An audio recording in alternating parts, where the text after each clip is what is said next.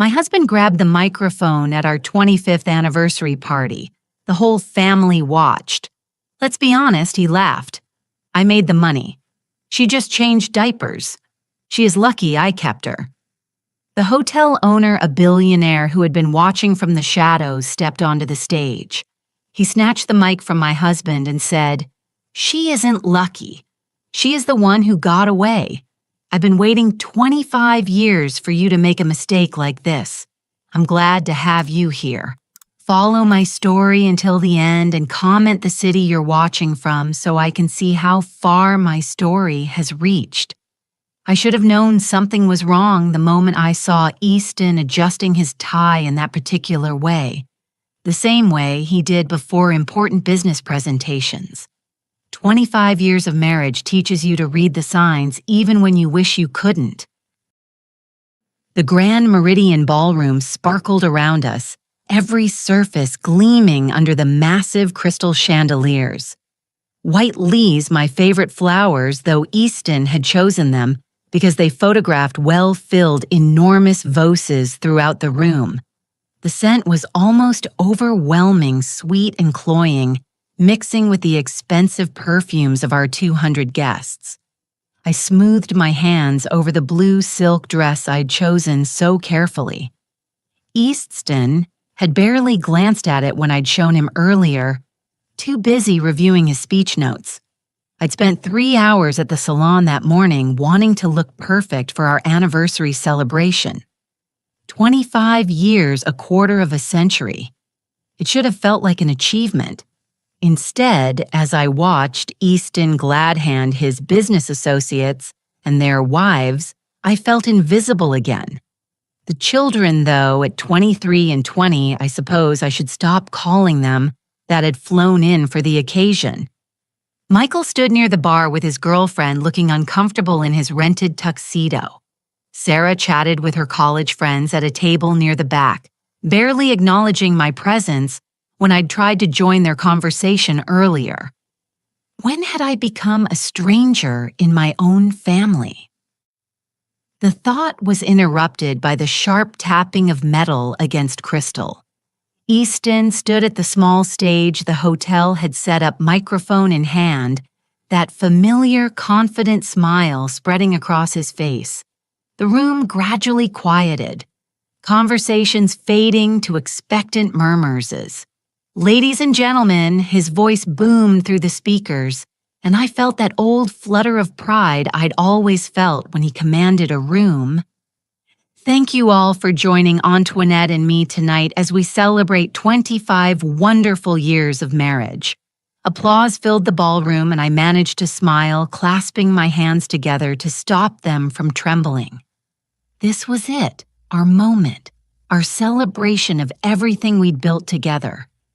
"You know," Easton continued his tone, shifting to something more casual, more intimate. "I've been thinking about what makes a marriage work, what makes it last through all the ups and downs." I leaned forward, slightly curious despite myself. We'd never really talked about what made our marriage work. We just existed together, parallel lives that occasionally intersected. And I realized Easton said, his smile widening as scattered chuckles rippled through the crowd. "It comes down to knowing your roles, understanding who brings what to the table." Something cold settled in my stomach. The way he said it, the slight emphasis on certain words, it felt wrong, calculated. Let's be honest here. Easton's voice carried easily through the suddenly silent room. I made the money, I built the business, I provided the lifestyle we all enjoy. He gestured broadly at the opulent ballroom, at the designer gowns and expensive suits surrounding us. Antoinette, well, she changed diapers. Changed. The words hit me like a physical blow. I actually felt my breath catch, felt the color drain from my face as the room erupted in uncomfortable laughter. Not real laughter, the kind of forced chuckling people do when they're witnessing something they shouldn't be witnessing. But Easton wasn't finished. "She is lucky I kept her," he said. And this time his smile looked sharp, predatory. "Really? What else would she do? She has no skills, no education. That matters. She's been living off my success for 25 years. The room had gone completely silent now. Even the waitstaff had stopped moving, frozen in place like extras in a movie who'd forgotten their blocking. I could feel hundreds of eyes on me, feel the weight of their pity and embarrassment pressing down like a physical force. My hands were shaking now, my vision blurring as tears threatened to spill over. 25 years of my life reduced to diaper changing and lucky breaks. 25 years of supporting his dreams, raising his children, managing his household, being the perfect wife. All of it dismissed with casual cruelty in front of everyone we knew. I started to stand, needing to escape, needing to find somewhere to hide and process what had just happened. But before I could take a single step, another voice cut through the silence. "Excuse me?" The voice was calm, controlled, but it carried an authority that made everyone turn, including Easton. I turned too and felt my heart stop completely. Landon Blackwood stood at the edge of the stage, tall and silver-haired and completely unchanged in all the ways that mattered. 25 years had been kind to him. He'd grown into his angular features, his dark eyes more commanding than ever. He wore a perfectly tailored black suit that probably cost more than most people's cars, but he moved with the same quiet confidence he'd had as a struggling design student. What was he doing here? How was he here? Then I remembered the Grand Meridian was his hotel. He owned the entire chain now, Landon Blackwood. Hotels with properties on 4 continents. I'd read about his success in magazines over the years, always with a mixture of pride and regret I'd never been able to fully examine. Easton blinked, his confidence faltering for the first time all evening. "I'm sorry." "Who are you?" Landon stepped onto the stage with fluid grace, reaching for the microphone. "I'm Landon Blackwood. I own this hotel." His voice was pleasant, conversational, but there was steel underneath it. "And I need to interrupt your speech." Easton pulled the microphone back, his jaw tightening. You're in the middle of humiliating a remarkable woman," Landon said, his voice carrying clearly without amplification. "And I won't allow that to continue in my establishment." The ballroom had become a theater, every guest riveted by the drama unfolding on stage. I sat frozen, my heart pounding so hard I was sure everyone could hear it. Landon gently but firmly took the microphone from Easton's hand. When he spoke again, his voice filled the room with quiet authority. "Ladies and gentlemen, I apologize for interrupting this celebration, but I think you should know something about the woman this man just insulted." He turned to look directly at me, and something in his expression made my breath catch. It was the same look he'd given me all those years ago when he'd asked me to marry him. The same look I'd turned away from because Easton represented safety, security, everything I thought I needed. "Annette isn't lucky," Landon said, his eyes never leaving mine. "She isn't fortunate to have been kept by anyone. She is the one who got away, and I've been waiting 25 years for the man who won her to make exactly this kind of mistake." The silence that followed was absolute. No one moved. No one breathed. No one seemed capable of processing what they just heard. Easton's face had gone from confident to confused to something approaching panic. What? What are you talking about?" "Who are you?" to her. Landon finally looked away from me, turning to face my husband with an expression I couldn't quite read. "I'm the man who loved her first. The man who would have spent every day of the last 25 years making sure she knew exactly how extraordinary she is." The microphone fell from Easton's limp fingers, hitting the stage with a sharp screech of feedback that made half the room cease, but I barely heard it over the roaring in my ears, the way my entire world had just shifted on its axis. Landon loved me first. Did he still? Antoinette Landon said, stepping to the edge of the stage, extending his hand toward me. Would you like to get some air? I think we have a lot to talk about. I looked at his outstretched hand, then at Easton's stricken face, then at the sea of shocked expressions surrounding us. 200 people waiting to see what I would do, waiting to see if I would take the hand being offered to me or stay seated in the chair where I'd just been publicly humiliated. For the first time in 25 years, the choice was entirely mine. I stood up, my legs somehow steady despite the earthquake happening inside my chest. I walked toward the stage, toward Landon's waiting hand, toward a future I couldn't even begin to imagine. Behind me, I heard Easton's voice, small and panicked. Antoinette, don't you dare walk away from me. But I was already walking, and for the first time in decades, I wasn't looking back. The cool night air hit my face like a benediction as Landon led me through the hotel's private entrance, away from the stairs and whispers that had followed us out of the ballroom. My hand was still in his, and I couldn't bring myself to let go. It felt like an anchor in a storm I hadn't even realized was brewing. We walked in silence through the hotel's elegant corridors until he stopped at a set of glass doors that opened onto a private terrace overlooking the city. The lights of downtown stretched out below us, and for the first time in hours, I could breathe properly. "Are you all right?" Landon asked softly, finally releasing my hand. I almost laughed at the absurdity of the question. Was I all right? My husband had just humiliated me in front of 200 people, and the man I'd chosen not to marry 25 years ago had just declared his love for me in the same breath. All right seemed like a foreign concept. I don't know, I said honestly, wrapping my arms around myself. The evening was warm, but I felt cold down to my bones. I don't know anything anymore.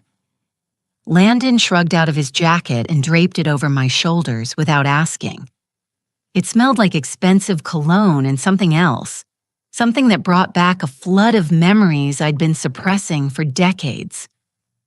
"You were studying industrial design," he said quietly, and I startled at the unexpected direction of his thoughts. "At Northwestern, you were the most talented student in our program." My throat tightened. Nobody had mentioned my design work in years, not since I'd packed away my portfolio and easel to become Mrs. Easton Crawford full-time wife and mother. That was a long time ago, I managed. Not so long that I've forgotten the lamp design you created for Professor Williams' class, the one with the curved glass base that caught light from 3 different angles. Landon's voice was warm with remembered admiration. He said it was the most innovative piece he'd seen in 15 years of teaching. I closed my eyes, remembering I'd been so proud of that lamp, so excited about the possibilities it represented. I'd had planned sketches for an entire line of lighting fixtures that would revolutionize residential design. I was going to change the way people thought about illumination in their homes. Instead, I'd gotten pregnant with Michael and married Easton, and those sketches had ended up in a box in our attic, forgotten like so many other dreams. "Why are you here, Landon?" I asked, needing to redirect the conversation before the memories became too painful. "I mean, I know you own the hotel, but tonight, why tonight?" He was quiet for a long moment, looking out over the city. When he finally spoke, his voice was careful, measured. "I've been keeping track of you, Antoinette." Not in a stalking way. He added quickly, seeing my expression. But you were the love of my life. When someone matters that much to you, you don't just forget they exist, the love of his life. The word sent a shock through my system that I wasn't prepared for. I knew about the anniversary party, he continued. I knew Easton had booked the ballroom. I told myself I wouldn't interfere, wouldn't your life. But then I heard him practicing his speech this afternoon. My stomach dropped. You heard he was in the presidential suite going over his remarks with his assistant. The walls aren't as soundproof as guests think they are. Landon's jaw tightened. He was laughing about it, Antoinette, about how he was going to put you in your place in front of everyone, about how you'd gotten too comfortable lately, needed to be reminded of your position in the marriage. The words hit me like physical blows. Easton had planned it, had scripted my humiliation, rehearsed it, anticipated my reaction like a business presentation. 25 years of marriage, and he'd reduced our relationship to a power play. I couldn't let it happen, Landon said simply. I couldn't stand there and watch him destroy you without fighting back. Fighting back. When was the last time anyone had fought for me? When was the last time I'd fought for myself? The answer came with brutal clarity. Never. I'd never fought for anything I wanted. I'd always chosen the safe path, the expected path, the path of least resistance, like choosing Easton over Landon. The memory hit me with sudden, devastating force. I was 21 again, standing in my tiny apartment near campus, staring at two very different proposals. Literally, both men had proposed to me within a week of each other. Landon had been passionate romantic down on one knee in the campus sculpture garden with a ring he'd designed himself. A simple band with a small diamond surrounded by tiny pieces of colored glass, arranged like a sunburst.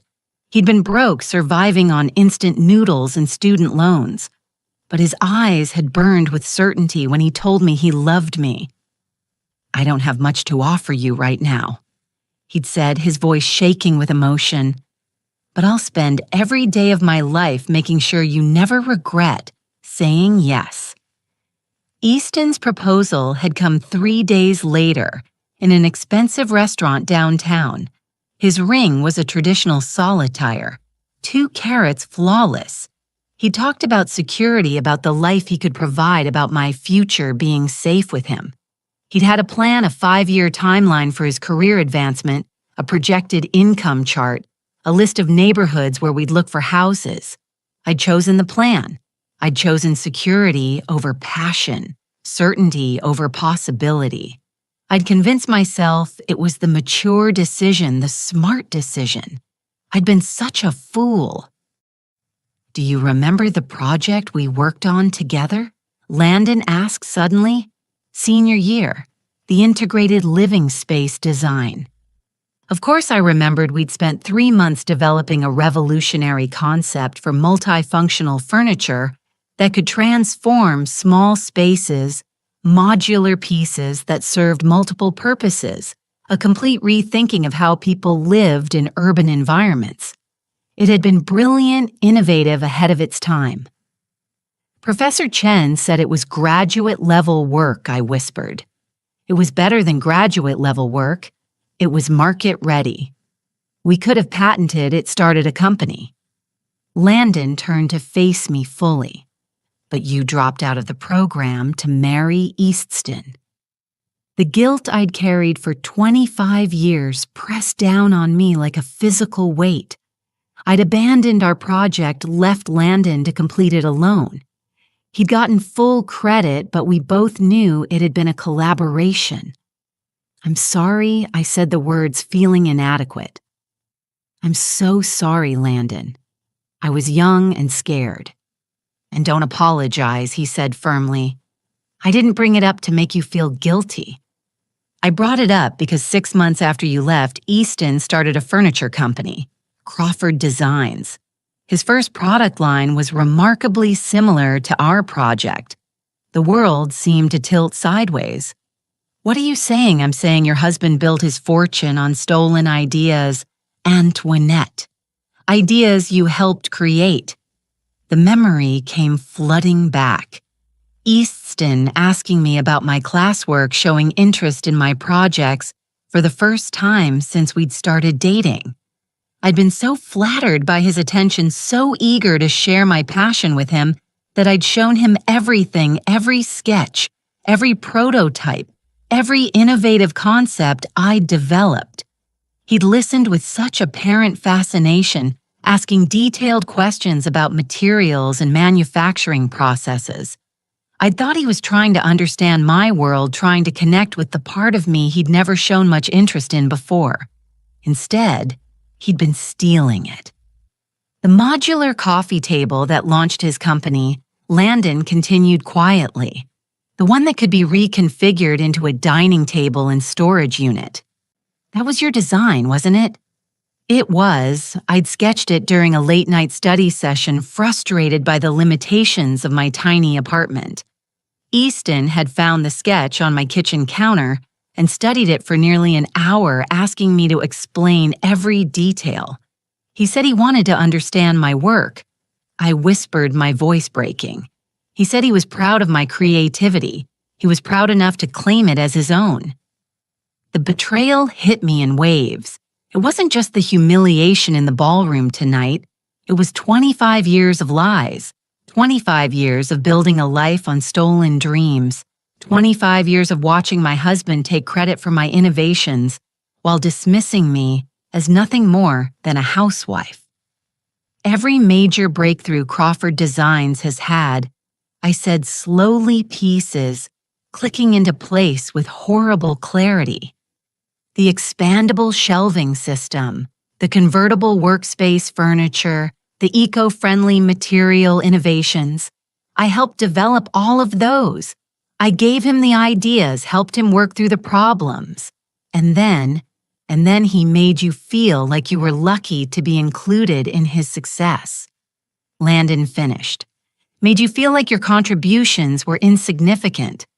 I thought about all the times I'd tried to talk to Easton about design, about my ideas for improving his products or developing new ones. He'd listen with that patronizing smile, pat my hand, and tell me I didn't understand the business side of things. He'd made me feel stupid for having opinions about an industry I'd once dreamed of revolutionizing. Why didn't you say something? I asked. All these years, why didn't you tell me? Landon was quiet for a long moment. Because you chose him, he said simply. Because you seemed happy. And I didn't want to be the bitter ex who couldn't let go. Because I hoped that maybe he really did love you enough to deserve you. And now his smile was sad but determined. Now I know better. Tonight proved that he never understood what he had. He never saw you the way I saw you, the way I still see you, the way he still saw me. Present tense. After 25 years of silence, after building an empire while I disappeared into domestic invisibility, he still saw me as the woman I'd been, the woman I'd forgotten I could be. What am I supposed to do with this information, Landon? I have children, a life, responsibilities. You have choices, he said gently. Maybe for the first time in 25 years, you have real choices. Choices. The word felt foreign, dangerous. I'd spent so long following the path laid out for me that I'd forgotten there could be other paths. The offer I made in there. Landon continued about us talking about the future. I meant it, Antoinette. I've built something real over the past 25 years. I have resources, connections, opportunities. I could help you reclaim what's yours. My marriage. Your marriage ended tonight, he said, not unkindly, but with absolute certainty. The moment Easton humiliated you in front of 200 people. The moment he reduced 25 years of partnership to diaper changing and charity, your marriage ended. The only question now is what comes next. What comes next? Another foreign concept. For 25 years, I'd known what came next. Another day of supporting Easton's dreams while burying my own. Another day of being grateful for scraps of attention from my own family. Another day of diminishing myself to make others comfortable. I need time, I said. Finally. I need to think. Landon reached into his jacket pocket and pulled out a business card. Take all the time you need, but when you're ready to remember who you really are, call me. I took the card, my fingers brushing his in the exchange. The touch sent electricity through me, a reminder of feelings I'd spent 25 years suppressing. The woman who designed that lamp, he said softly. The woman who could see possibilities where others saw limitations. She's still in there, Antoinette. She's been waiting for someone to believe in her again. Believe in her. In me. When was the last time anyone, including myself, had believed in me? As Landon walked away, leaving me alone with the city lights and the weight of 25 years of revelations, I realized something that terrified and exhilarated me in equal measure. I wanted to remember who I really was. I wanted to find that woman again, even if it meant destroying everything I thought I knew about my life. The question was whether I had the courage to try. I didn't go home that night. I couldn't face Easton. Couldn't stomach the thought of walking into our perfectly appointed house in Westfield Manor and pretending that everything was normal.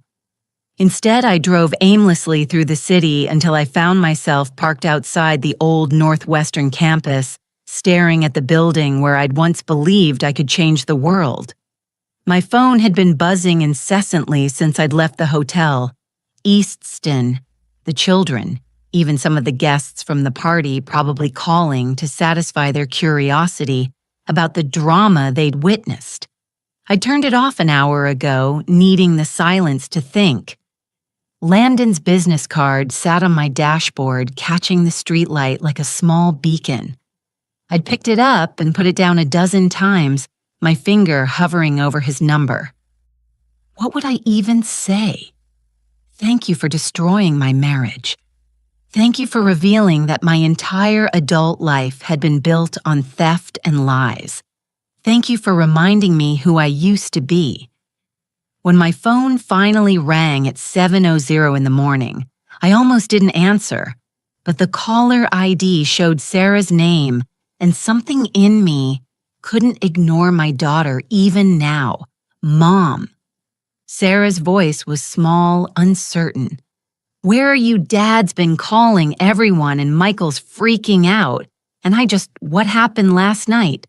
I closed my eyes, feeling the weight of 23 years of motherhood pressing down on me.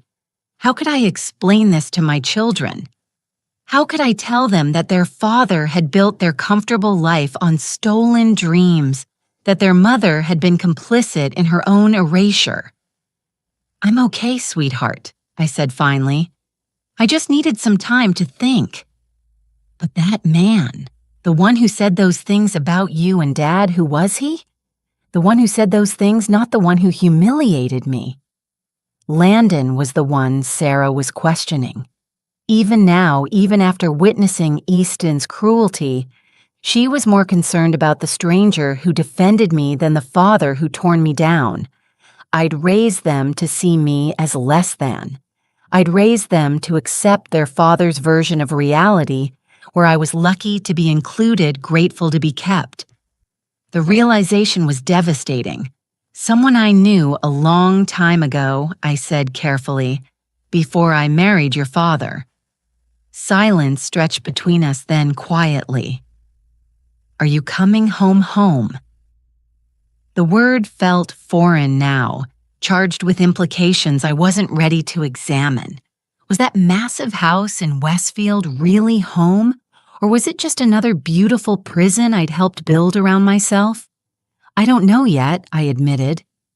Sarah was quiet for a long moment. Dad's really upset. He's been drinking since last night, and he keeps saying he's going to ruin that man's business. He called some lawyers and Uncle Richard, and she trailed off, probably realizing she was sharing information I might not want to hear. Uncle Richard Easton's brother, the one with connections in every industry that mattered. Of course, Easton would call in reinforcements. He'd never been one to accept defeat gracefully. And last night had been the first time in 25 years that someone had publicly challenged his narrative. Sarah, I said gently, I need you to understand something. Whatever happens between your father and me, it has nothing to do with you and Michael. You're both adults now, and this is between us. But Mom, I love you, I interrupted. I've always loved you, but I need some time to figure out what comes next. After I hung up, I sat in the car for another hour watching students hurry across campus with their backpacks and coffee cups and urgent conversations. They looked so young, so full of possibility. Had I ever looked like that? Had I ever moved through the world with that kind of confident purpose? Yes, once. Before I'd learned to make myself smaller, before I'd convinced myself that dreams were luxuries I couldn't afford. My phone buzzed with a text from an unknown number. I know you're struggling with all of this. When you're ready to hear the whole story, I'll be at the Meridian. Suite 1207. No pressure, no expectations, just truth. The whole story. What more could there possibly be? But even as I thought it, I knew I was going to go.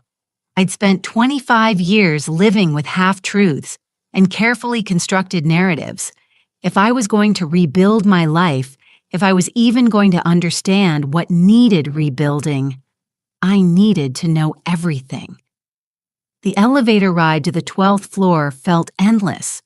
I'd changed clothes at a department store, trading my evening gown for simple jeans and a sweater, but I still felt exposed, vulnerable. What was I doing?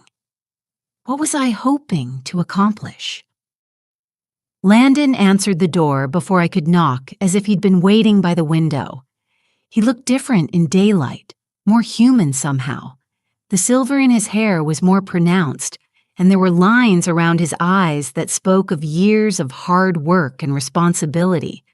But his smile was the same. Warm, genuine, touched with something that might have been relief. Thank you for coming, he said, simply stepping aside to let me in. The suite was elegant but not ostentatious, decorated in warm neutrals, with floor-to-ceiling windows overlooking the city. A pot of coffee sat on the table, along with pastries from what I recognized as the hotel's signature bakery. He'd prepared for my visit without being presumptuous about it. I wasn't sure you would. He continued gesturing for me to sit wherever I was comfortable. I chose the chair by the window, needing the light and the view to ground me. I almost didn't. This is complicated. It doesn't have to be. Landon sat across from me, leaving plenty of space between us. I'm not trying to complicate your life, Antoinette. I'm trying to simplify it by telling me my marriage was built on stolen ideas. By declaring your feelings in front of 200 people, that's simplifying. He had the grace to look embarrassed. The declaration wasn't planned. Seeing him humiliate you like that, I lost my temper. It wasn't my finest moment. But you meant it. What you said about waiting 25 years. It wasn't really a question, but he answered anyway. Every word, the honesty in his voice sent a shock through me. After years of Easton's calculated responses, his careful management of every conversation, Landon's directness was almost overwhelming. Why, I asked. You could have had anyone. You built an empire. You're successful, powerful. Why hold on to feelings for someone who rejected you? Landon was quiet for a long moment, looking out at the city. When he spoke, his voice was soft but certain. Do you remember the night before you accepted Easton's proposal? We were in your apartment working on the lighting project. You'd been struggling with the power distribution problem for weeks. I remembered. I'd been frustrated to the point of tears, convinced that my design was fundamentally flawed. You were about to give up, Landon continued. You said it was impossible, that you weren't smart enough to solve it, and then you had that moment of inspiration, the cascade design that would distribute power through multiple pathways. Do you remember what you said when it finally worked? I did remember. I'd been so excited, so proud of the breakthrough. I said it felt like flying. You said it felt like flying, he repeated. And I realized that I wanted to spend the rest of my life watching you have those moments. I wanted to be there every time you figured out something impossible. Every time you created something beautiful, I wanted to build a life around your dreams, taking flight. The memory was so vivid I could almost smell the coffee we'd been drinking, could almost feel the excitement that had coursed through me when the design finally came together. It had been one of the last times I'd felt that way, truly alive, truly myself. But you chose safety instead, Landon said, not accusingly but with deep sadness. And I understood why. Easton offered you security certainty. I was offering you. Well, I was offering you a leap of faith. I was scared, I whispered. I was 21 and terrified of making the wrong choice. I know, and I've spent 25 years wondering if I could have made it easier for you, if I could have offered you more security, more certainty, if I could have convinced you that taking the leap was worth it. You never tried to contact me. After I got engaged, you just disappeared. Landon's smile was rueful. I went to Europe, spent 5 years working for design firms in Milan and Barcelona, trying to forget you. It didn't work, but it did teach me a lot about business, about building something from nothing. When I came back to the States, I was determined to create the kind of success that would have made you proud to choose me. And then I realized that building an empire out of wounded pride was a hollow victory. I had everything I thought I wanted, but I was still missing the one thing that mattered. The one thing that mattered me. He was talking about me as if I was something precious, something worth waiting for. After years of being treated as an afterthought, as lucky to be kept, the attention was almost dizzying. Landon, I need to ask you something, and I need you to be completely honest. He nodded, his expression serious. Last night, when you said Easton built his business on our ideas, how much of his success actually came from my work? Landon hesitated, and I knew the answer was going to be worse than I'd imagined. All of it, he said finally. Every breakthrough product Crawford Designs has launched in the past 25 years originated from concepts you developed either from our college work or from ideas you shared with him during your marriage. The room seemed to spin around me. All of it. Not just the original modular furniture line, but everything. The expandable shelving that had made Crawford Designs a household name. The eco-friendly materials that had won them industry awards. The space-saving solutions that had revolutionized urban living. All mine. All stolen. How do you know that I asked, my voice barely above a whisper? Because I've been watching Crawford Designs for 25 years, waiting to see if Easton would ever create something original. He never did. Every innovation he claimed was a variation on work you'd already done. Sometimes he changed the materials or modified the proportions, but the core concepts were always yours. But how could you possibly know? Because I kept copies of everything we worked on together. every sketch, every prototype, every brainstorming session. I told myself it was for professional reference, but really, I couldn't let go of the last pieces of you I had. He stood and walked to a sleek briefcase by the window, withdrawing a thick portfolio. When he set it on the coffee table between us, my breath caught. It was my old sketch pad from senior year, the one I'd thought was lost in the chaos of moving out of my dorm. The leather cover was worn soft with age, but I recognized every scuff and stain. "You kept this," I whispered, reaching out to touch the familiar surface. "I kept everything." Landon said quietly, including the original design for the lamp that started it all, the one Professor Williams called revolutionary, the one that became the basis for Easton's first product line. I opened the portfolio with trembling hands, and 25 years of suppressed memories came flooding back. Page after page of detailed sketches, concept drawings, innovative solutions to design problems that wouldn't become industry standard for years. Work I'd poured my heart and soul into, work I'd been so proud of, work I'd convinced myself had been meaningless amateur efforts. "He made me believe I was nothing," I said, tears blurring my vision as I turned the pages. "He made me believe these were just silly student projects." They weren't silly.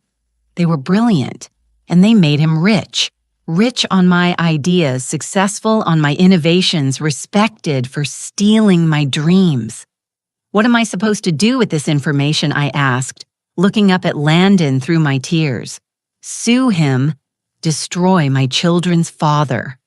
Blow up my entire life for revenge. I'm not asking you to destroy anything," Landon said gently. "I'm asking you to reclaim what's yours. The ideas, yes, but more than that, I'm asking you to reclaim yourself, reclaim myself. The woman who designed these innovations, who'd seen possibilities where others saw limitations. The woman who'd felt like she was flying when a complex problem finally yielded to her imagination." How I asked, "How do you reclaim 25 years of lost identity?" Landon leaned forward, his eyes intense. "You start creating again. You remember what it felt like to solve impossible problems. You let yourself dream big again. I'm 56 years old, Landon. I've been out of the design world for decades. Technology has changed. Markets have evolved. Design is design." He interrupted. "Good ideas are timeless. And you," he reached across the table and covered my hand with his. "You were always the most innovative thinker I knew. That doesn't just disappear." His touch was warm, solid, real. For the first time in years, I felt like someone was seeing me, really seeing me, not as a wife or mother or convenient accessory, but as myself. "I have an offer for you," Landon said, his voice steady and sure.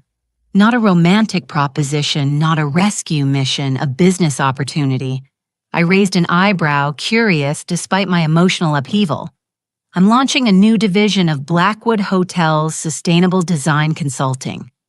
Hotels around the world are demanding eco-friendly space-efficient solutions, but most design firms are still thinking in outdated paradigms. I need someone who can revolutionize how we approach hospitality spaces." My heart began to pound. "You're offering me a job, I'm offering you a partnership. 50-50 ownership of the new division, full creative control, a chance to see your ideas implemented on a global scale." His grip on my hand tightened slightly.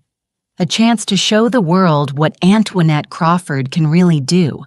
A partnership, creative control, global scale." The words sent electricity through me, awakening something that had been dormant for so long I'd forgotten it existed. "The salary would be $200,000 to start," Landon continued, "plus profit sharing once we're established. But more importantly, you'd own your work. Every design, every innovation, every breakthrough, it would be yours, legally, publicly, permanently yours. Own my work. After 25 years of watching East profit from my ideas, the concept felt revolutionary. I can't, I said automatically. The response so ingrained, I didn't even think about it. I mean, I have responsibilities, obligations. To whom? Landon asked quietly. To the husband who humiliated you publicly, to the children who are adults with their own lives, to yourself, to myself.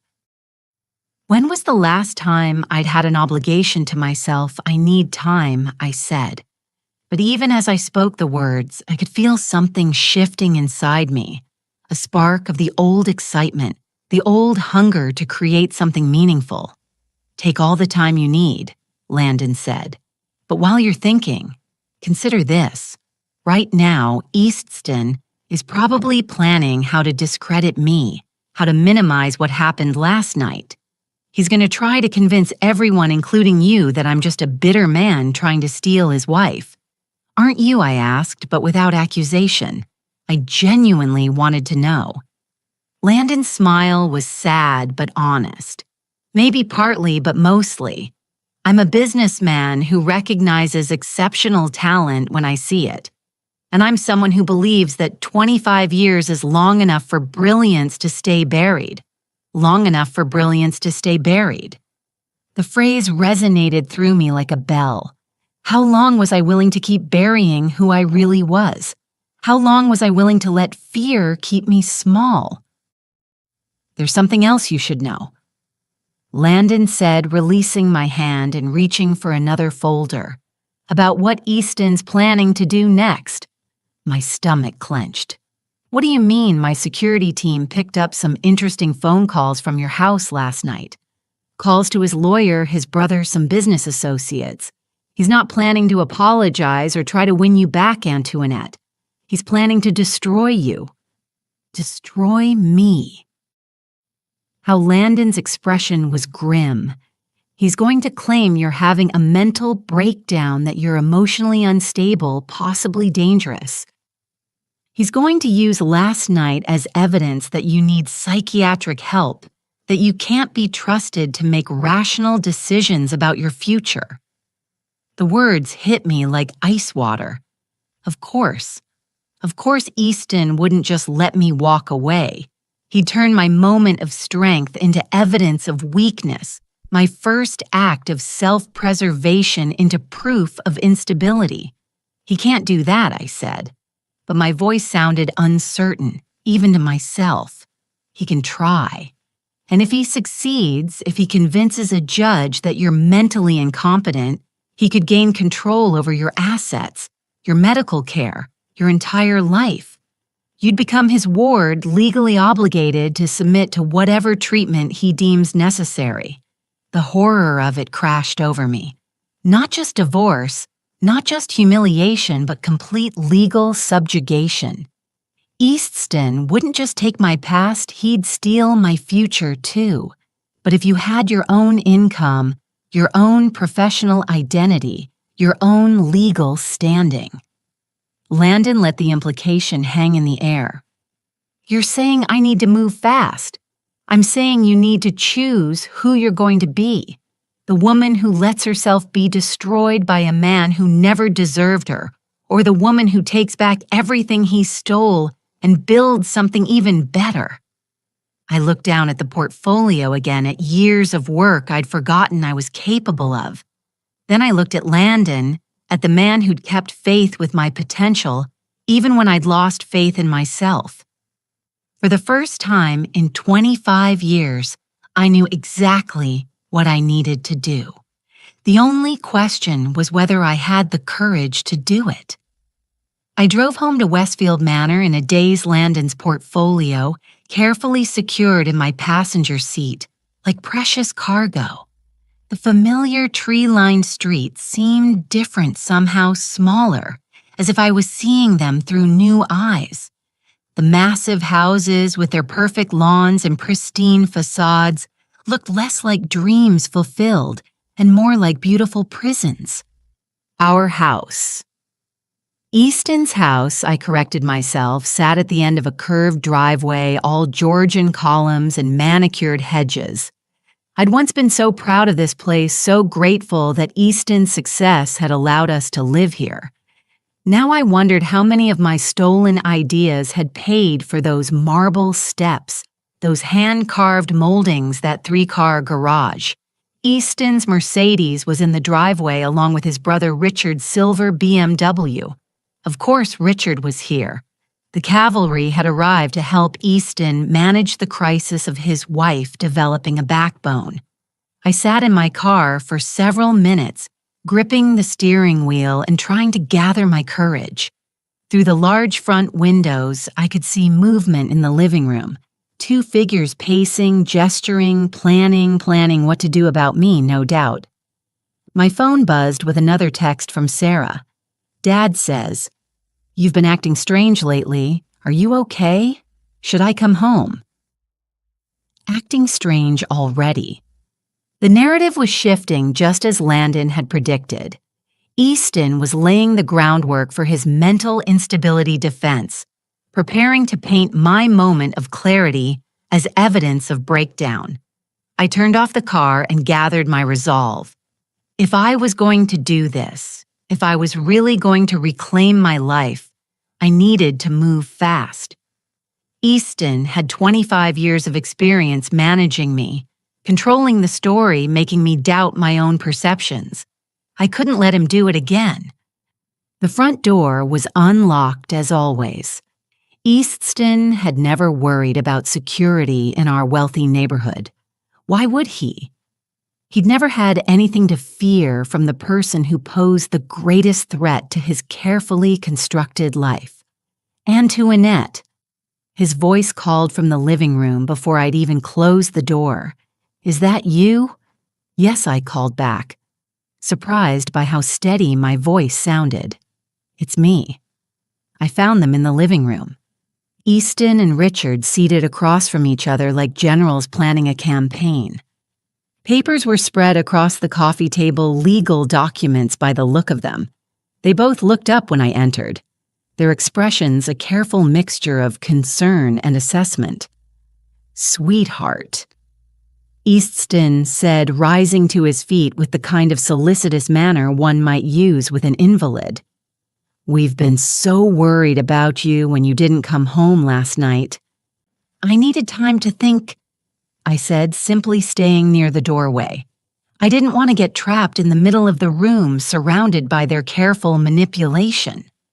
Richard stood, as well his expression professionally sympathetic. As Easton's lawyer brother, he'd had plenty of practice managing difficult situations. And to Annette. "I think we should talk about what happened last night. East told me about the incident at the party. The incident already, my humiliation was being reframed as something I'd caused, something that needed to be managed rather than addressed." I asked, looking between the two men. "And what exactly did he tell you?" Easton's jaw tightened slightly. I told him about Landon Blackwood's inappropriate behavior, how he inserted himself into our celebration, made those ridiculous claims about your past relationship.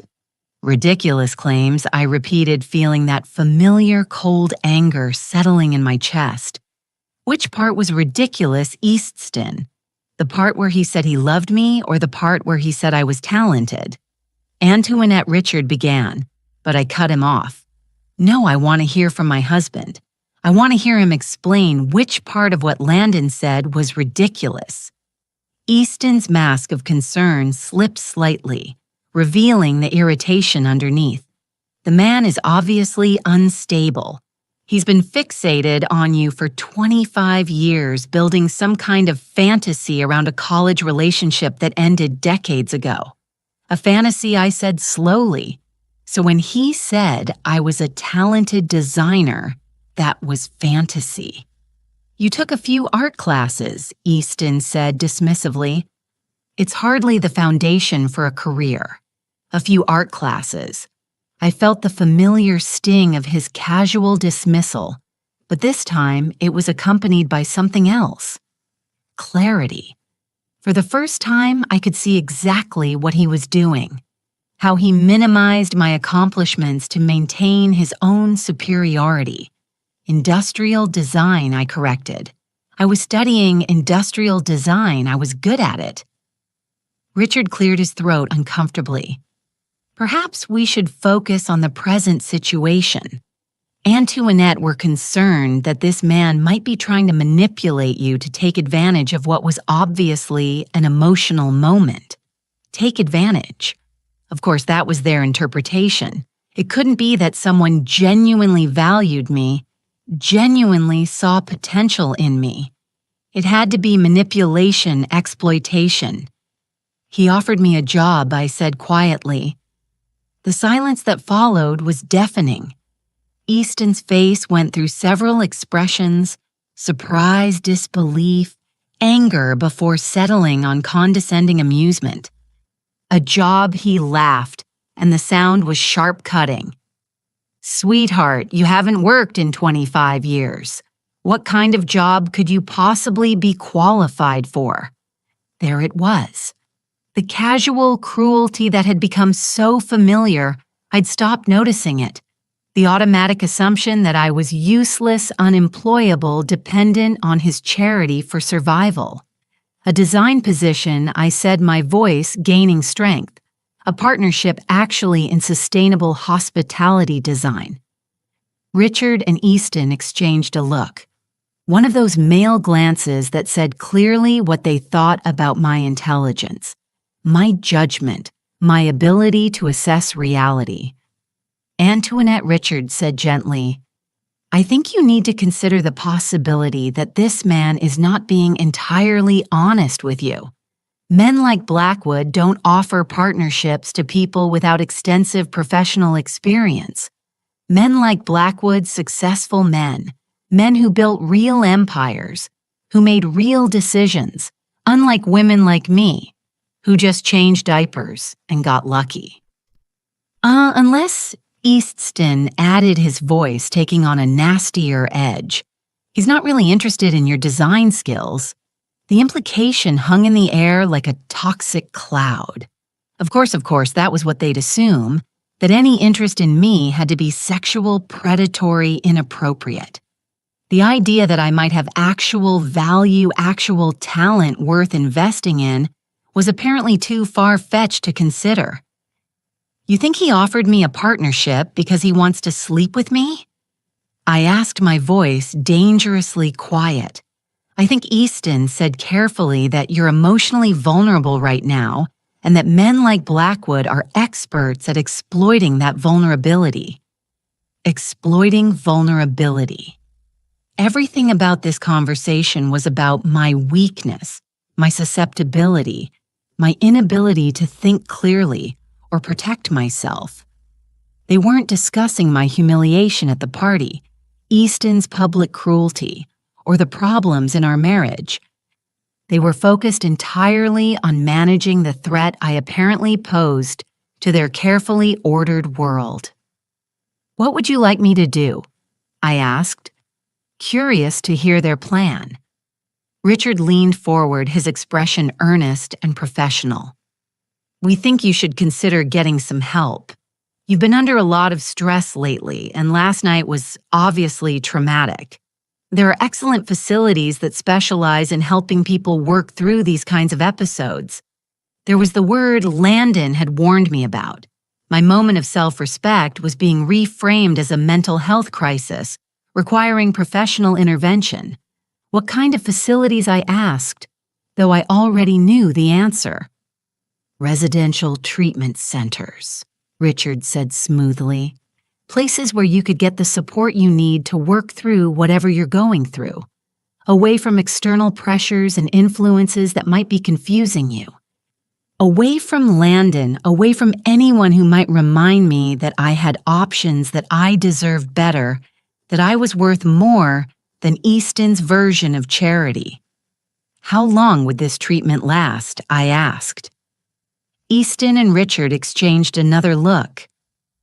"As long as necessary," Easton said, "until you're feeling more like yourself again." More like myself? The irony was breathtaking. They wanted to send me away until I was willing to be the diminished version of myself they were comfortable with, until I stopped remembering that I used to have dreams, used to have talent, used to believe I could fly. And if I refuse, the silence stretched uncomfortably. Finally, Richard spoke. "Antoinette, if you're not capable of making rational decisions about your own well-being, then the people who love you have to step in." There it was. The threat Landon had predicted delivered with lawyerly precision. Submit to treatment voluntarily, or they'd have me declared incompetent and force me into it. I looked around the living room at the expensive furniture I'd helped choose, the artwork we'd collected together, the family photos that documented 25 years of carefully curated happiness. None of it felt like mine anymore. It all felt like props in someone else's life, someone else's story. "I need to get a few things from upstairs," I said finally. "Of course." Easton said, his relief evident. He thought I was surrendering, accepting their assessment of my mental state. "Take your time. We can discuss the details when you're ready." I walked upstairs slowly, my mind racing. They were giving me rope, expecting me to hang myself with compliance. Instead, I was going to use it to climb out of the hole they'd spent 25 years digging for me. In our bedroom, Easton's bedroom, really, since I'd never been allowed to decorate it the way I wanted. I pulled out a small suitcase and began packing carefully. Not too much, nothing that would suggest I wasn't coming back. Just enough to survive for a few days while I figured out my next move. At the bottom of my jewelry box, hidden beneath layers of rarely worn accessories, I found my original Northwestern student ID. The photo showed a young woman with bright eyes and confident posture. Someone who believed she could change the world through good design. Someone who'd never learned to make herself smaller. I tucked the ID into my purse along with Landon's business card and my old portfolio. Then I sat at the small writing desk by the window and composed 2 letters. The first was for my children, Michael and Sarah. By the time you read this, I'll have made a choice that might be difficult for you to understand. Your father will probably tell you that I'm having some kind of breakdown, that I need help. I want you to know that I've never been thinking more clearly. I'm not abandoning you. I'm not choosing someone else over our family. I'm choosing myself for the first time in 25 years. I'm choosing to remember who I was before I learned to disappear. I love you both more than words can express, but I can't keep living as half a person, and I can't keep pretending that diminishing myself is the same thing as keeping our family together. I hope someday you'll understand. I hope someday you'll be proud of me for finding the courage to fly again. All my love, Mom. The second letter was shorter, addressed to Easton. I accept your job offer. When you're ready to discuss the terms of our partnership, you know how to reach me. But that letter wasn't for East. It was for Landon. I sealed both letters, left the first on my pillow, and tucked the second into my purse. Then I picked up my suitcase, took one last look around the room that had never really felt like mine, and walked downstairs. Easton and Richard were still in the living room, their legal documents spread across the coffee table like battle plans. All set. Easton asked, looking up with that patronizing smile I'd once found comforting. "Yes," I said. "I think I am." I walked to the front door, my heart pounding so hard I was sure they could hear it.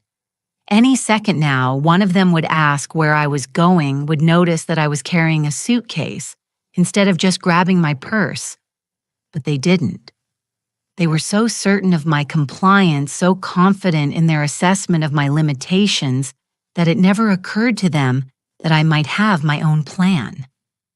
Annette Easton called as I reached for the door handle. I turned, expecting to be caught, expecting to have to fight my way out. "Drive carefully," he said, "and call us when you get to the facility. We want to know you've arrived safely."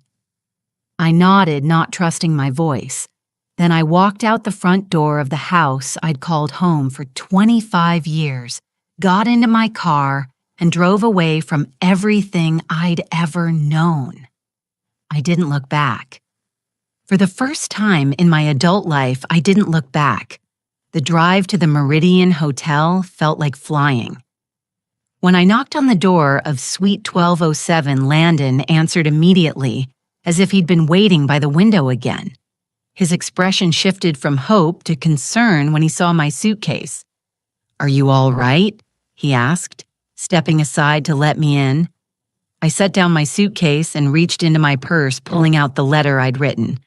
"I accept your job offer," I said, handing it to him. "When can I start?"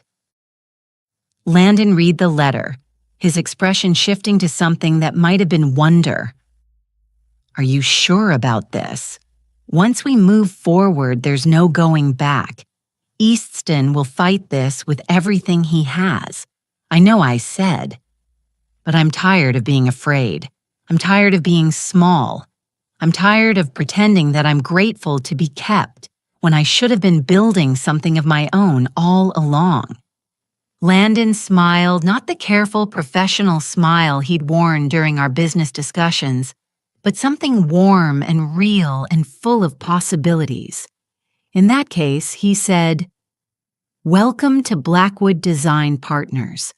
I think we're going to build something extraordinary together." Something extraordinary. After 25 years of being told I was ordinary at best, the words felt like a promise and a challenge rolled into one. 3 weeks after I walked out of Easton's carefully controlled world, I was sitting in the bright, modern office space that Landon had secured for Blackwood Design Partners. Sunlight streamed through floor-to-ceiling windows, illuminating the drafting tables and computer workstations that would soon house our revolutionary approach to sustainable hospitality design. I'd been working 16-hour days partly because I was genuinely excited about the projects we were developing, but mostly because I was terrified that if I stopped moving, I'd lose my nerve and crawl back to the safety of my old life. The transformation had been swift and stunning. In just 3 weeks, I'd designed a modular hotel room system that could reduce construction costs by 30%, while increasing energy efficiency by nearly half. The prototype had hotel executives flying in from around the world to see what we were creating. But success, I was learning, came with a price. My phone had been ringing constantly since the first industry article about Blackwood Design Partners had been published. Not with congratulations or business inquiries, but with increasingly frantic calls from East. I'd stopped answering after the first few conversations made it clear that he wasn't interested in reconciliation. He was focused entirely on damage control. This morning's voicemail had been particularly venomous. "You think you can just walk away and play businesswoman? You think that man actually cares about your pathetic little sketches? I built everything you're trying to destroy, and you, Annette. Everything. And I'm not going to let you take it away." I was reviewing the latest designs for our Singapore project when Sarah knocked on my office door. I looked up, surprised to see her. We'd spoken on the phone several times since I'd left, but she'd never visited my new workplace. Mom, she stood uncertainly in the doorway looking younger than her 20 years. "Do you have a minute?" "Of course, sweetheart, come in." I gestured to the comfortable chairs by the window, clearing away the architectural drawings that covered every surface. Sarah sat down carefully, her designer purse clutched in her lap like a shield. She was dressed in the kind of expensive casual wear that screamed private college student clothes that Easton's stolen success had purchased. "I've been talking to Dad," she began, and I felt my stomach clench. "He's really worried about you about this whole situation." "I'm sure he is," I said carefully. "What exactly has he told you?" Sarah shifted uncomfortably. "He says you're having some kind of midlife crisis, that this man Landon is taking advantage of you, that you're going to lose everything you've worked for, everything I'd worked for." The irony was breathtaking. "And what do you think I don't know what to think?" Sarah said, her voice small. "This place is amazing and you seem different, happier. But Dad says you're making a huge mistake, that you're destroying our family for some fantasy. Our family." I studied my daughter's face, seeing echoes of my own features mixed with Easton's stronger jawline. "Sarah, do you remember much about me from when you were little?" She frowned. "What do you mean? Do you remember me ever working? Ever having interests outside of taking care of you and your brother? You volunteered at our schools. You organized charity events. You managed the household. But do you remember me ever creating anything? Ever pursuing my own dreams?" Sarah was quiet for a long moment. "No," she said finally. "But that's what mothers do, right? They sacrifice for their families. Sacrifice for their families." There was the lesson I taught her without meaning to, that women existed to serve others, that our own dreams were luxuries we couldn't afford. "Sarah, I need to tell you something about your father's business, about how Crawford Designs really started." Over the next hour, I showed her everything. The original portfolio Landon had preserved, the timeline of Easton's innovations compared to my college work, the undeniable evidence that Crawford Designs had been built on stolen ideas. Sarah went through several emotional stages as the truth sank in. Disbelief, anger, confusion, and finally, a kind of numb acceptance. All of it. Ours. She asked, her voice barely above a whisper. "Everything he built came from your work." "Not everything," I said gently. "Your father is a talented businessman, a skilled marketer.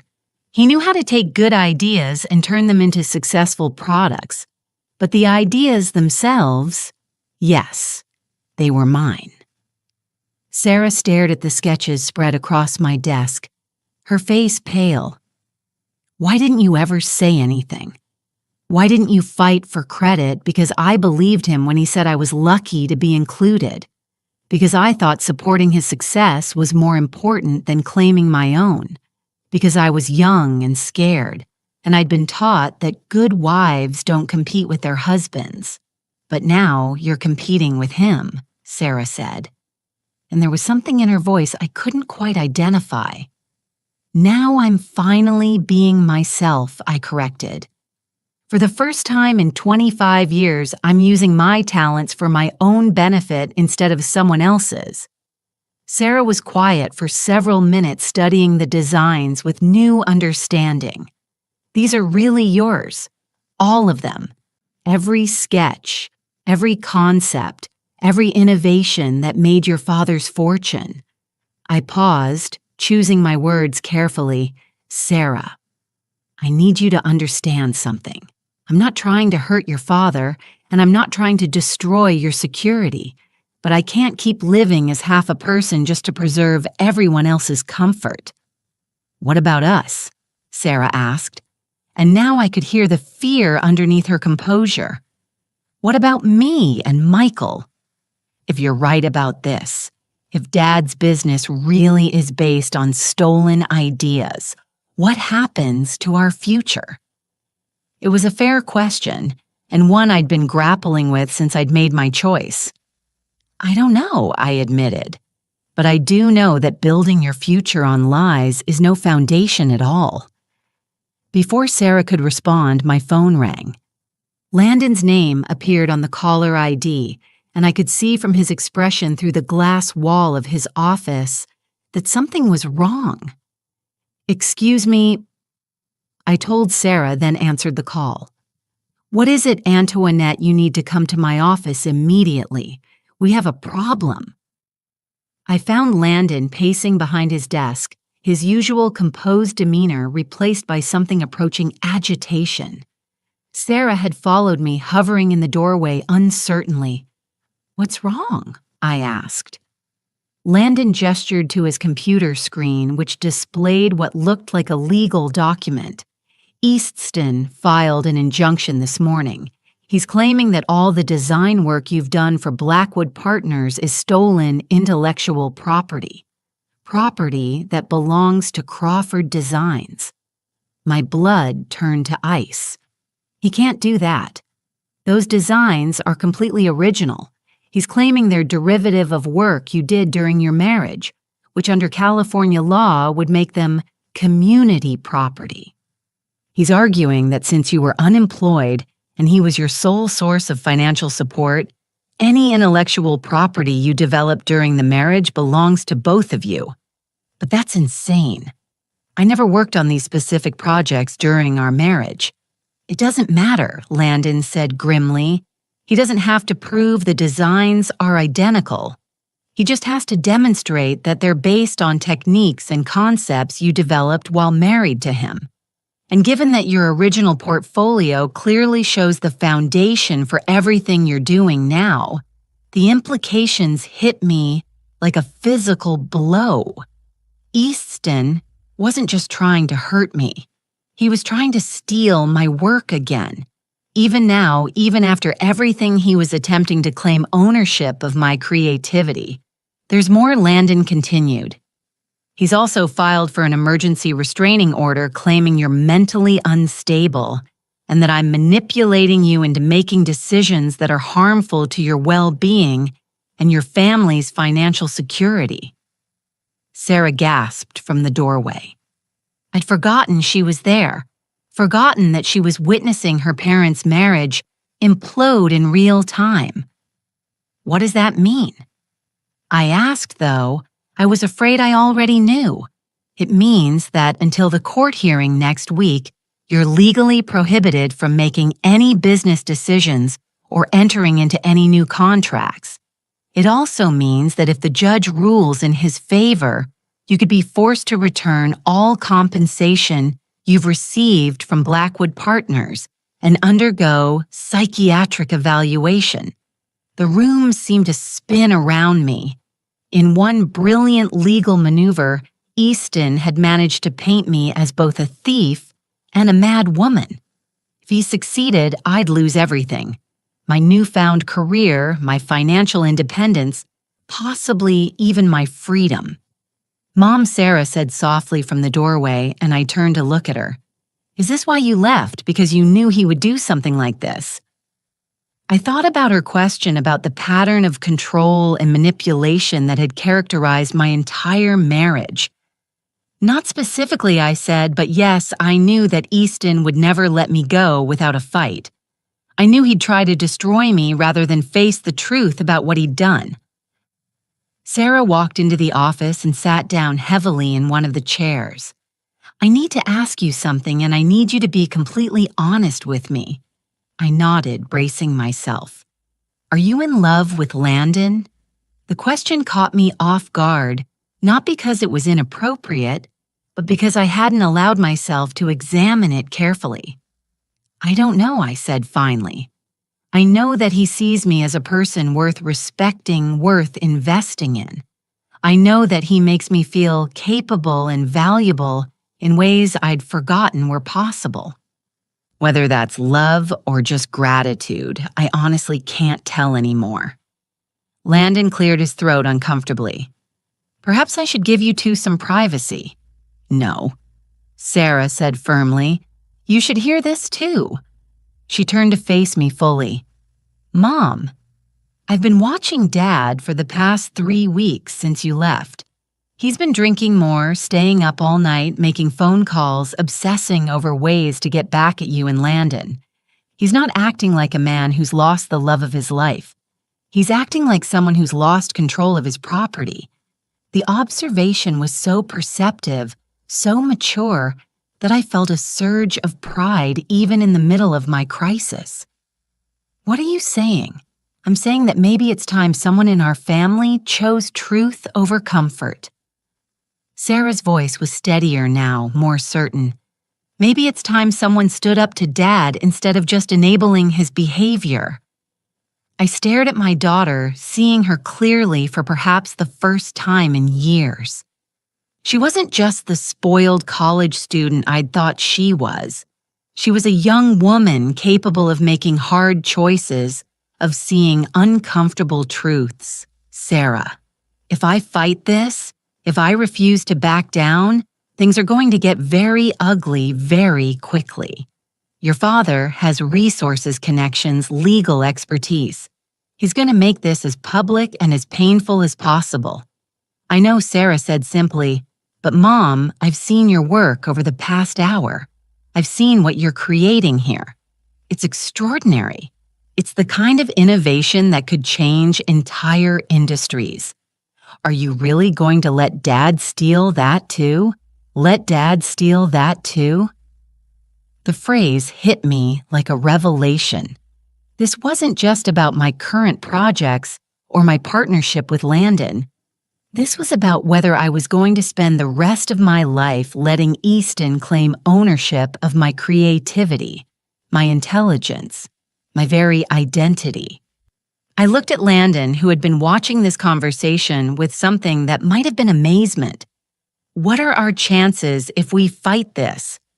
Honestly, it depends on the judge, on how well Easton's lawyers present their case, on whether we can demonstrate that your current work is substantially different from your original designs. He paused.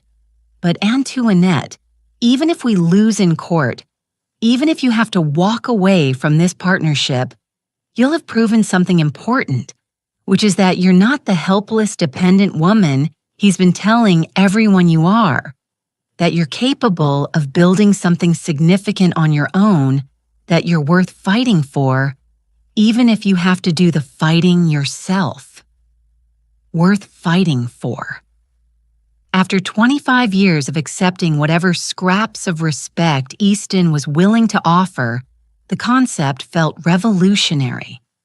I thought about the young woman in those college sketches, the one who'd believed she could change the world through good design. I thought about the mother I wanted Sarah to become, strong, independent, unafraid to claim her own worth. I thought about the woman I'd glimpsed in the mirror this morning, confident and purposeful in a way I hadn't been since I was 21. Then we fight. I said, my voice steady and sure. We fight with everything we have. Sarah smiled, the first genuine smile I'd seen from her in years. Good. And Mom, for what it's worth, I think you're going to win. As I looked at my daughter and my business partner at the innovative designs covering every surface of our bright office, I realized something that filled me with quiet joy. I'd already won. Regardless of what happened in court, regardless of Easton's threats and manipulations, I'd already reclaimed the most important thing of all. The courthouse on that Tuesday morning looked like any other municipal building. Graystone imposing columns, the kind of architecture designed to remind ordinary people that they were entering a place of serious business. But as I walked up those steps with Landon beside me, I felt anything but ordinary. I was wearing a navy blue suit I'd bought specifically for this hearing, the first professional clothing I'd purchased in 25 years. My hair was pulled back in a sleek chignon, and I carried a leather briefcase that contained not just legal documents, but every piece of evidence that proved who I really was. Easton was already there when we entered the courtroom, flanked by his team of expensive lawyers. Richard sat behind him, along with several business associates whose presence was clearly meant to demonstrate the serious financial interests at stake. They all looked supremely confident, like men who had never doubted their right to win. Easton caught my eye and smiled. That same patronizing smile I'd endured for 25 years. It was meant to remind me that I was out of my league, that I should be grateful he was willing to take me back after my little rebellion. Instead, it reminded me of everything I was fighting against. Judge Patricia Holloway was a woman in her early 60s, with sharp eyes and graying hair pulled back in a non-nonsense style. She reviewed the preliminary documents with the kind of focused attention that suggested she wasn't easily impressed by legal theatrics. "This is an unusual case," she said, looking up from her papers. "We have a request for an injunction claiming theft of intellectual property combined with allegations of mental incapacity. Mr. Crawford, you're claiming that your wife's current business activities constitute theft of marital assets." Easton's lead attorney, a sleek man named Harrison Weber, stood to address the court. "Yes, Your Honor, Mrs. Crawford has taken proprietary design concepts developed during the course of her 25-year marriage and used them to benefit a competing business enterprise. Under California community property law, those concepts belong equally to both spouses. And you're also claiming that Mrs. Crawford lacks the mental capacity to make these business decisions. We're concerned about Mrs. Crawford's emotional state, Your Honor. She abandoned her family home without warning, entered into business partnerships with a man she barely knows, and has been making increasingly erratic decisions. We believe she may be experiencing a psychological crisis that's affecting her judgment." I felt my lawyer, Janet Morrison, tense beside me. We'd prepared for this line of attack, but hearing it stated so clinically in open court was still jarring. Mrs. Morrison, Judge Holloway, said, "How does your client respond to these allegations?" Janet stood with quiet confidence. She was a woman about my age, who'd built a reputation defending professionals in intellectual property disputes. "Your Honor, Mrs. Crawford is not mentally incapacitated, nor has she stolen anyone's intellectual property. What she has done is finally reclaim her own creative work after 25 years of watching her husband profit from her ideas." "That's a serious counter-allegation," the judge noted. "You're claiming that Mr. Crawford built his business on his wife's designs. We are Your Honor, and we have extensive documentation to prove it."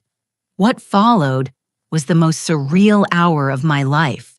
Janet methodically presented the evidence we'd prepared: my original college portfolio, the timeline of Crawford Designs product launches, testimony from Professor Williams, who remembered my work from Northwestern, even statements from former Crawford Designs employees who confirmed that I'd been the source of many innovative concepts over the years. Watching Easton's face as the truth unfolded was both satisfying and heartbreaking. He'd clearly expected this to be a simple matter of asserting male authority over a wayward wife.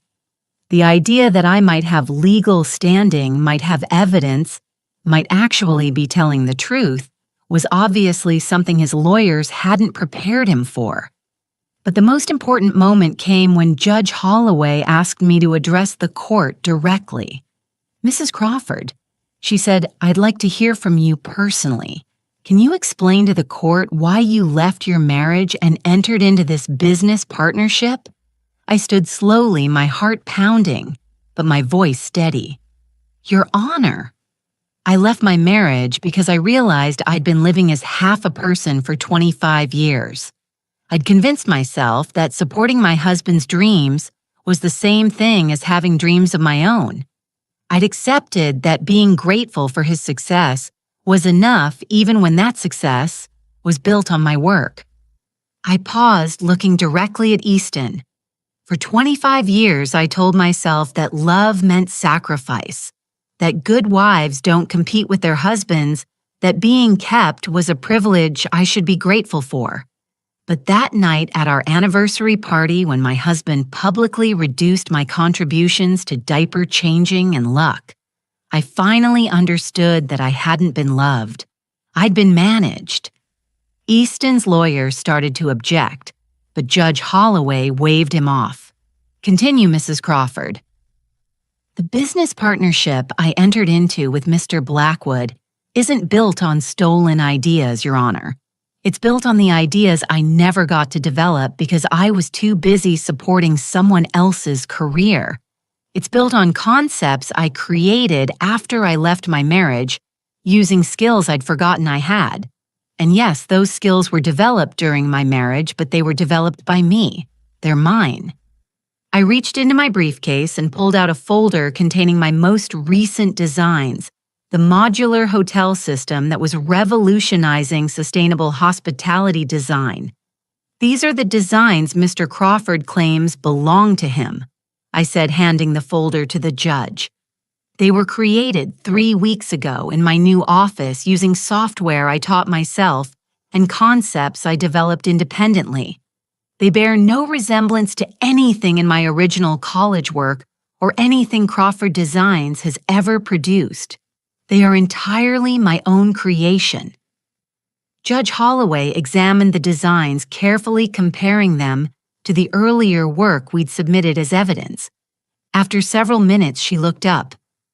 "Mr. Weber, can you point to any specific similarities between these current designs and the work your client claims?" Ownership of Easton's lawyer shuffled through his papers, clearly struggling. "The techniques are similar, Your Honor.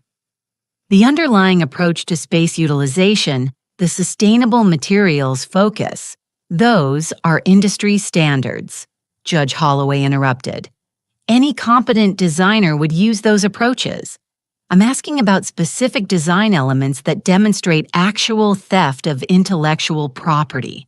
Weber consulted with his team for several minutes before admitting the designs are substantially different in their specifics. "Your Honor, I see." Judge Holloway turned to me. "Mrs. Crawford, regarding the allegations of mental incapacity, how do you respond?" This was the moment I'd been both dreading and anticipating. "Your Honor, if recognizing my own worth constitutes mental illness, then I suppose I'm guilty as charged. If leaving a marriage where I was treated as decorative property rather than a partner constitutes instability, then I accept that label. But if we're defining mental health as the ability to think clearly, make rational decisions, and pursue meaningful work, then I've never been healthier in my life." I gestured toward the courtroom where several hotel executives had come to observe the proceedings. "In the 3 weeks since I left my marriage, I've designed a revolutionary hospitality system that's already attracted international attention. I've established professional relationships with industry leaders who value my expertise. I've created more innovative work than I produced in the previous 25 years combined. That's not the behavior of someone who's mentally incapacitated." Judge Holloway was quiet for several minutes, reviewing all the evidence we'd presented. Finally, she looked up. "Mr. Crawford," she said, addressing Easton directly, "I've reviewed the evidence presented by both sides. While it's clear that your wife did contribute significantly to your business success over the years, it's also clear that her current work represents original creation, not theft of existing intellectual property. Do you have any evidence that contradicts this assessment?" Easton stood slowly, his confidence finally cracking. "Your Honor, my wife is. She's not the same person she was. This man has filled her head with ideas about independence and careers. She's 56 years old. It's too late for her to start over." The words hung in the air like a confession. There it was. Easton's real concern wasn't about stolen property or mental illness. It was about control. It was about a woman who dared to claim her own life at an age when he believed she should be grateful for whatever he was willing to give her. Mr. Crawford, Judge Holloway said quietly, "The court's job is not to determine whether your wife's life choices are wise or appropriate. The court's job is to determine whether she's legally competent to make those choices and whether she's committed any crimes in doing so." She paused, her expression stern. "Based on the evidence presented today, I find that Mrs. Crawford is clearly competent to make her own business decisions. I also find that there's no evidence she's committed theft of intellectual property. Her current work, while building on skills developed during her marriage, represents original creation that she owns independently." I felt my knees almost buckle with relief. Janet squeezed my arm supportively. Therefore, the judge continued, "The request for an injunction is denied. The request for psychiatric evaluation is denied. Mrs. Crawford is free to continue her business partnership and retain any compensation she's received." She looked directly at Easton. "Mr. Crawford, I strongly advise you to consider whether pursuing this matter further is in anyone's best interest. The evidence suggests that your wife's contributions to your business success were far greater than you've acknowledged. Continuing to challenge her right to independent success could result in uncomfortable questions about the true origins of your own wealth." The threat was subtle, but unmistakable. If Easton kept pushing, the court might start examining just how much of Crawford Designs really belonged to him. As we left the courthouse, I felt something I hadn't experienced in 25 years. Complete, unqualified victory. Not just legal victory, but personal vindication. A public acknowledgement that I was capable, competent, valuable. Sarah was waiting for us on the courthouse steps, having driven down from college to hear the verdict. When she saw my expression, she smiled the same bright, confident smile I'd had at her age before I'd learned to dim my own light. "How did it go?" she asked, though my face probably told her everything she needed to know. "Your mother," Landon said, his voice warm with admiration, "was magnificent." Later that evening, I stood on the balcony of my new apartment overlooking downtown, a glass of champagne in my hand, and the lights of the city spread out below me like scattered stars. It was a modest place compared to the mansion in Westfield Manor, but it was mine. Every piece of furniture, every decoration, every choice reflected my taste, rather than someone else's vision of who I should be. My phone had been ringing all afternoon with congratulations from colleagues, interview requests from industry publications, and business proposals from hotels around the world who'd heard about our innovative approach to sustainable design. The woman who'd once been dismissed as unemployable was now being courted by Fortune 500 companies. But the call that meant the most had come from Michael, my son, who'd been silent through most of the divorce proceedings. "Mom," he'd said, his voice quiet but certain, "I owe you an apology.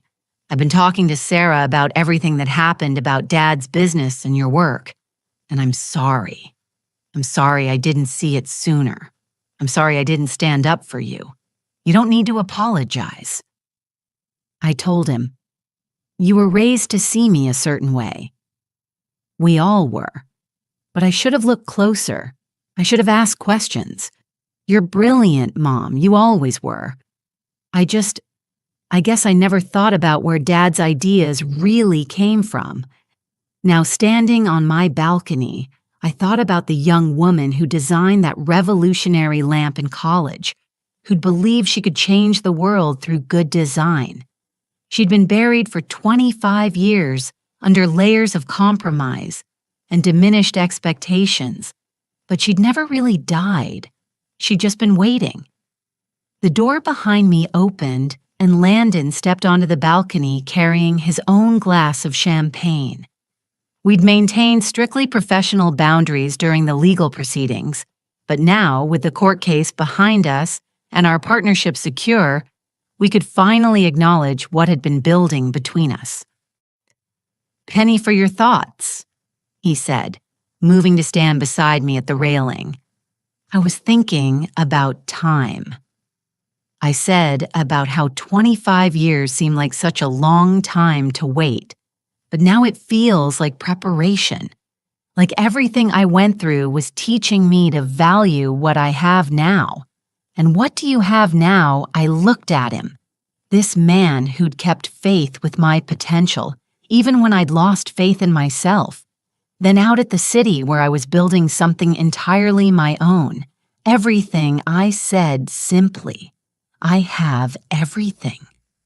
Landon reached for my hand and I didn't pull away. His touch was warm, solid, real. Not the desperate grasping of someone trying to possess me, but the gentle connection of someone who valued who I was. Now I'm curious about you who listened to my story. What would you do if you were in my place? Have you ever been through something similar? Comment below, and meanwhile, I'm leaving on the final screen 2 other stories that are channel favorites, and they will definitely surprise you. Thank you for watching until here.